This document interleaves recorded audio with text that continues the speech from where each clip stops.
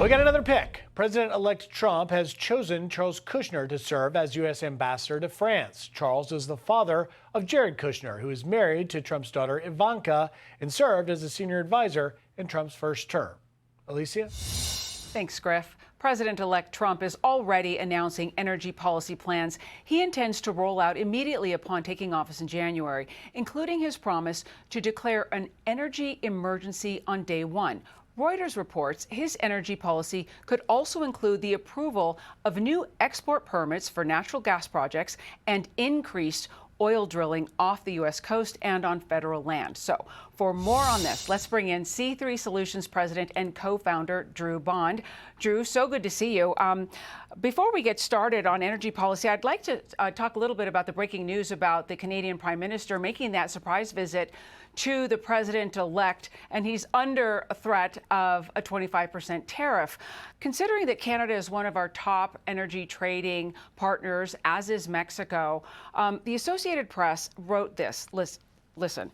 Trump's bid to boost oil supplies and lower U.S. prices is complicated by his threat this week to impose 25% import tariffs on Canada and Mexico, two of the largest sources of U.S. oil imports. The U.S. oil industry warned the tariffs could raise prices and even harm national security. Do you have any concerns on this? Yeah, well, thank you, Alicia. It's great to see you. And, I think in general, I think we have to remember that Canada, our northern neighbor, is truly a friend. And I think what Trump is trying to do, I should say President-elect Trump, is trying to do is really shift the paradigm here. As we've seen, he's very good at making some strong claims and forcing some negotiation into some areas where there hasn't been negotiation in the past. And so, I mean, clearly, as an organization, our organization believes in free markets. We believe in more freedom, not less freedom. We believe in more trade, not less trade. But that trade's got to be on firm, fair footing. And so I think what we'll find is that in the end, the result of whatever President Trump does, I think will ultimately be good for Americans and be good for Canadians, frankly, and for all of North America.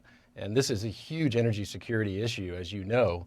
And we really need to have our supply chain shored up with our allies. We can't do it all on our own. Yes, we want to have energy dominance, but we've got to have strong free trading partners.